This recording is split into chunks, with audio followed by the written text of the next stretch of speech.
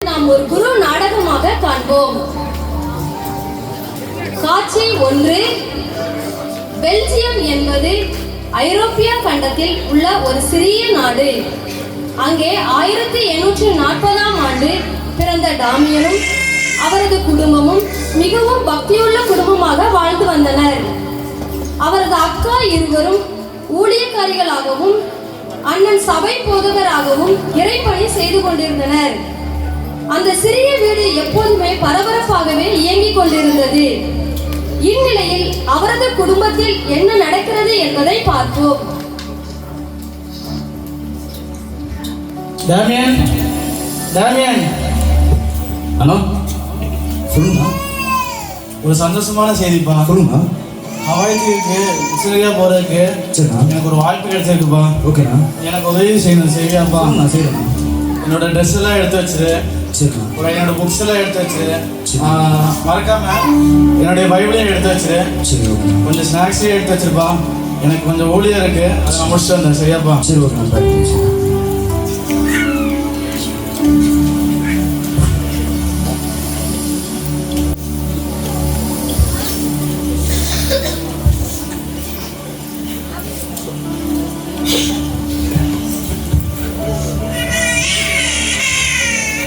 சபா இந்த மாதிரி மிஷினரிகளுக்கு போகிறது தானே தரிசனம் பண்ணீங்க. ஆனாலும் இந்த வாய்ப்பு நல்லது தான் கிடைச்சிருக்கு. இனியும் பயன்படுத்த மாட்டீங்களா சபா? இந்த ஹவாய் தீவுக்கு என்னதான் அனுப்புவீங்கன்னு நினச்சேன். ஆனாலும் இந்த வாய்ப்பு நல்லது தான் கிடைச்சிருக்கு. பரவாயில்ல சபா, ஆனாலும் இது உங்கள் சித்தம், அப்படியே நடக்கட்டும்.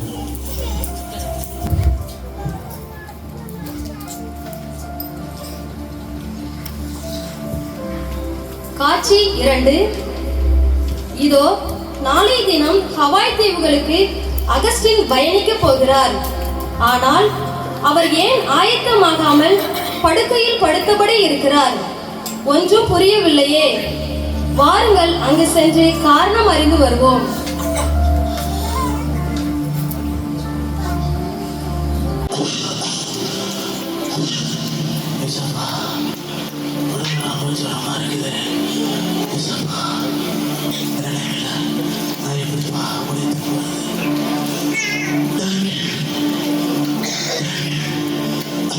அண்ணா அண்ணா என்னாச்சுண்ணா? அண்ணா சொல்லுங்கண்ணா. என்னாச்சுண்ணா? அண்ணா என்னாச்சுண்ணா?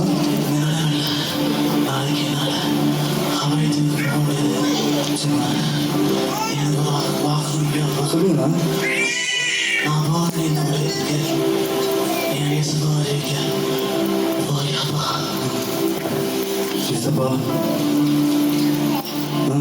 கண்டிப்பாக நான் போகிறேங்க. நான் போய் ஏசப்பா உங்களுக்கு உங்களுக்காக நான் செய்கிறேன். நீங்கள் எதை பற்றி கவலைப்படாதீங்க. உங்களுக்கு எதுவும் ஆகாதுண்ணா. நான் உங்களுக்காக ஜெபிச்சுக்கிறேன். நீங்கள் சீக்கிரம் சரியாக இருக்கீங்க. எனக்காகவும் ஜெபம் பண்ணுங்க. கண்டிப்பாங்க.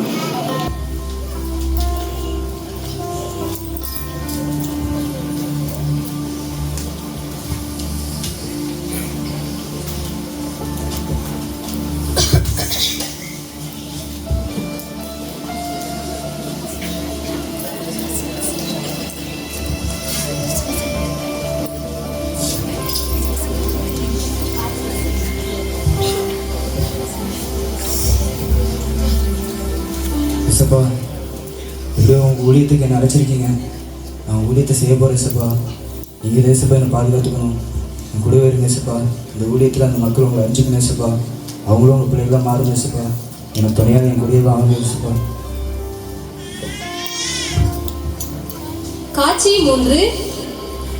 டாமியன் 6 மாதங்கள் கப்பலில் பயணித்து ஹவாய் தீவிற்கு வந்து இறங்கினார். அங்கு ஒரு போதகரின் கீழ் உதவி போதகராக இருந்து கர்த்தருடைய ஊழியத்தை செய்து கொண்டிருந்தார். ஒரு நாள் அந்த போதகர் சோர்வாக இருந்தார். அப்போது நடந்த காரியத்தை பார்ப்போம்.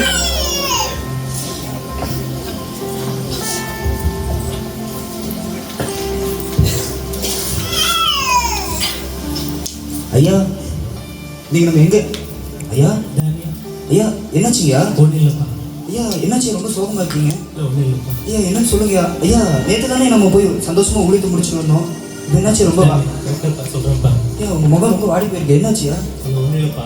சொல்லுங்க. நம்ம தீவுக்கு பக்கத்தில் ஒரு தீவு தெரியுமாப்பா? ஆமாம், இந்த முளக்காய் தீவு. சொல்லுங்க.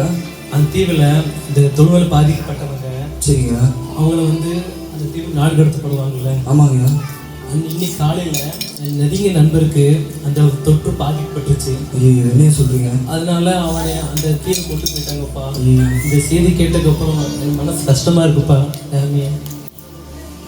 இசப்பா, அந்த தீவுக்கு போகிறது தானே இசப்பா எனக்கு தரிசனம் தந்தீங்க. இசப்பா, நான் அந்த தீவுக்கு போகிறேன் இசப்பா. நான் அங்கே போய் உங்கள் அன்பை பற்றி அந்த மக்களுக்கு சொல்கிறேன் இசப்பா. ஐயா ஐயா, அந்த தீவுக்கு போகிறேங்க. என்ன சொல்ல அனுப்புவீங்க? நான் போய் அந்த குஷ்டரோகம் பிடிச்ச மக்களுக்கு என்னால் முடிஞ்ச உதவி செஞ்சு ஏசப்பாவோட அன்பை பற்றி நான் சொல்கிறேன் ஐயா. நாங்கள் போக வேண்டாம் தம்பி. ஐயா இல்லையா, நான் கண்டிப்பாக நான் போகணுயா. அவங்களாம் ரொம்ப கஷ்டப்படுறாங்கய்யா. தம்பி அனுப்புவீங்க? தம்பி, நான் அந்த தீவு பற்றி எனக்கு தெரியாதுப்பா. சாதாரண தீவு போக முடியாதுப்பா. ஏன்னா அந்த தீவை சுற்றி 3 காடுகள் இருக்குது, மலைகள் இருக்குது, குடிக்கிறதுக்கு நல்ல தண்ணி கிடையாது, கழிவு தண்ணி யூஸ் பண்ணுறாங்கப்பா.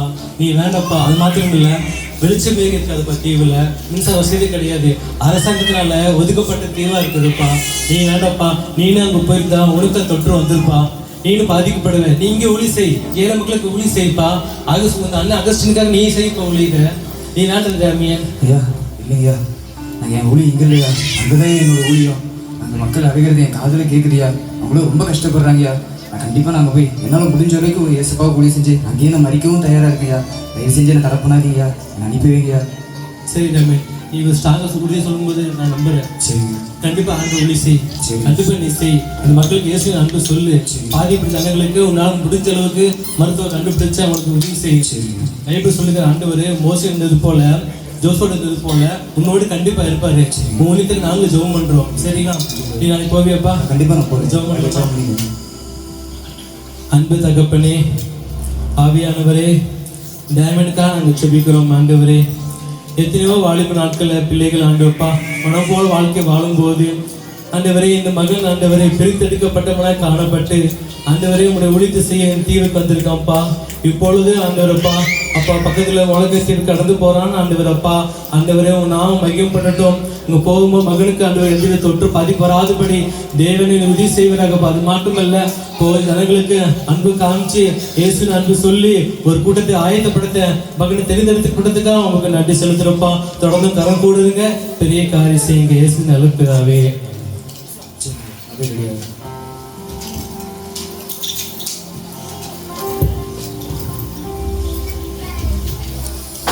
காட்சி 4. டேமியன் மொளோகாய் தீவிற்கு கப்பல் ஏறி தொழுநோயாளிகள் இருக்கின்ற ஹலாவுபாபா என்ற பகுதியின் கடற்கரையில் வந்து இறங்குகிறார்.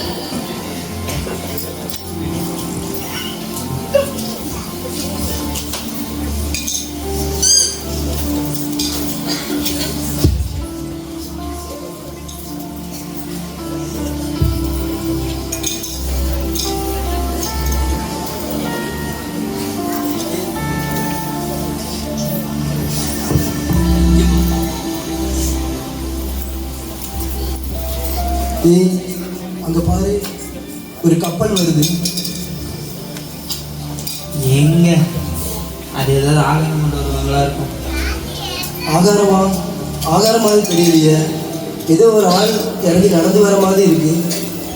நம்ம தீவுக்கு இங்க யார் வர போறா? வேற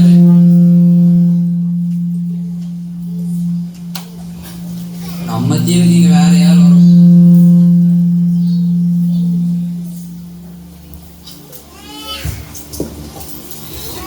நம்ம தீவுக்கு யார் வர போறா? வேற யாராச்சும் நம்ம ஊர்ல குஷ்டரோகி மாட்டி இருப்பான், அவனை தூக்கி போட வருவாங்க. இல்லையே, நல்லா பாரு, அவரு ட்ரெஸ் நல்லா அழகா போட்டிருக்காரு.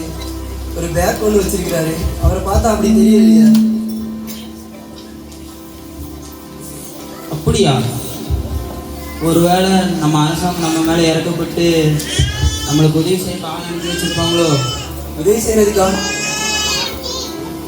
ஒரு வாராது. தம்பி தம்பி இதை தொடாதீங்க. தம்பி நீ யாரும் பயப்படாதீங்கப்பா. உங்களுக்கு உதவி செய்கிறது தான் ஏசப்பா அனுப்பியிருக்காருப்பா. ஏசப்பா இவங்களுக்கு போய் இறந்துங்கப்பா. தம்பி யாரும் பயப்படாதீங்கப்பா. யாருக்கு எதுவும் ஆகாது. நானும் எங்கள் உங்கள் கூட தான் இருக்க போகிறேன். சரி, நீங்கள் எல்லாம் கொண்டு போயிருக்கீங்க. ஒரே நிமிஷம்.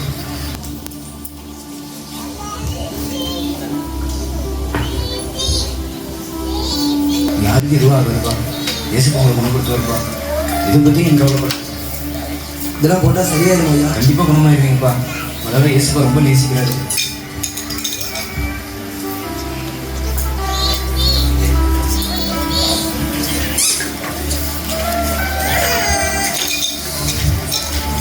கவலைப்படாதீங்கப்பா, எல்லாருக்கும் சீக்கிரமா சரியாயிடும். ஏசப்பா உங்க கூடவே தான் இருக்காரு. நானே இன்னும் உங்க கூடவே தான் இருக்க போறேன். சரி, யாருக்கும் எதுவும் ஆகாது. இதெல்லாம் சீக்கிரமா குணமாயிருவீங்கப்பா. இதை பத்தி கவலைப்படாதீங்க, தைரியமா இருங்க. சரியா?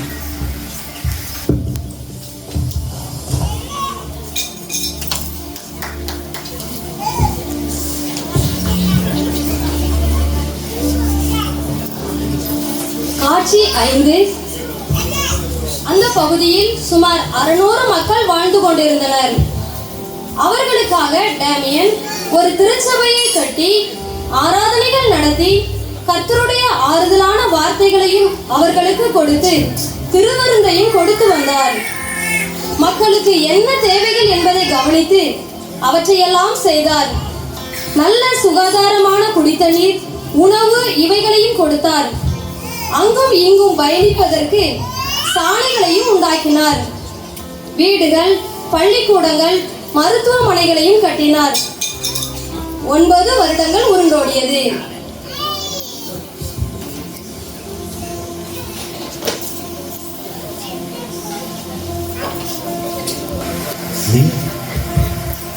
காட்டுங்க. பரவாயில்லப்பா, உங்களுக்கெல்லாம் சீக்கிரமா சரியாயிருப்பா.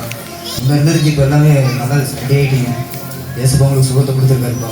ஆமாம், நீங்களாம் பூர்ணமாக குணமாயிருக்கீங்க. பற்றி கவலைப்படாதீங்கப்பா.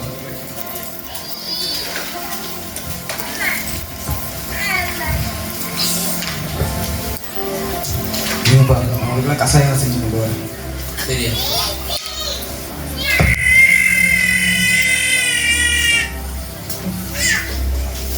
ஏய், அந்த பாரு, நம்ம ஐயா காலில் கொஞ்சம் சொல்லி பட்டோம், அவருக்கு வலிக்கவே இல்லையே. ஐயோ ஏசப்பா, இந்த கொடூரமான தொற்று நோய் எங்க ஐயாவுக்கு வந்துருச்சா? ஏசப்பா, ஏசப்பா.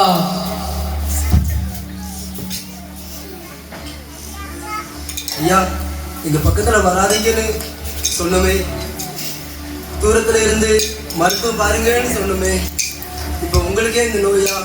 ஐயா, நீங்க படுத்துட்டா வேற யாரையா எங்களுக்கு இருக்கா? ஐயா, ஐயா, ஐயா, ஏசப்பா. தம்பிங்களா, யாரும் பயப்படாதீங்கப்பா. எனக்கு இதுவும் ஆகாது. ஏசப்பா பார்த்துக்குவாங்க. தைரியமா இருங்க. எனக்கு இதுவும் ஆகாது. நம்பிக்கையா இருங்கப்பா. இன்னும் ஆகாது. எனக்கு பயப்படாதீங்க.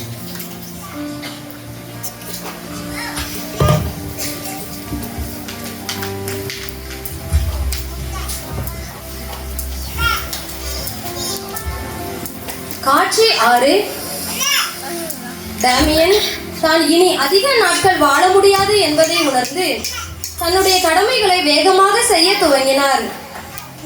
தொழு நோயாளிகளாகிய நாம் என்ற தலைப்பில் அவர் பேசின வார்த்தைகள் மக்களின் உள்ளத்தில் பெரிய மாற்றத்தை ஏற்படுத்தியது.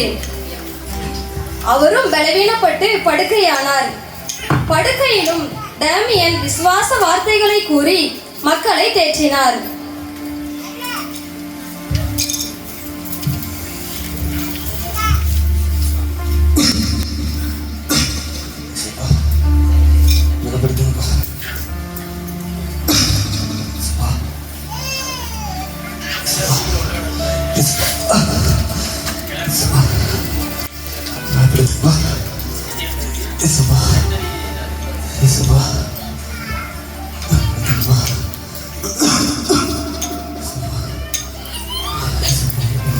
ஐயா, ஐயா,